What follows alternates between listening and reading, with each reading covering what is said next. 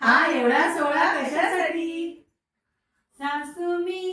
सासरा मी सासू मी सासरा मी होणार ग सुन येणार ग होणार ग सुन येणार ग नणंद मी नवरा मी नणंद मी नवरा मी होणार ग बहिणी येणार ग होणार ग बायको येणार ग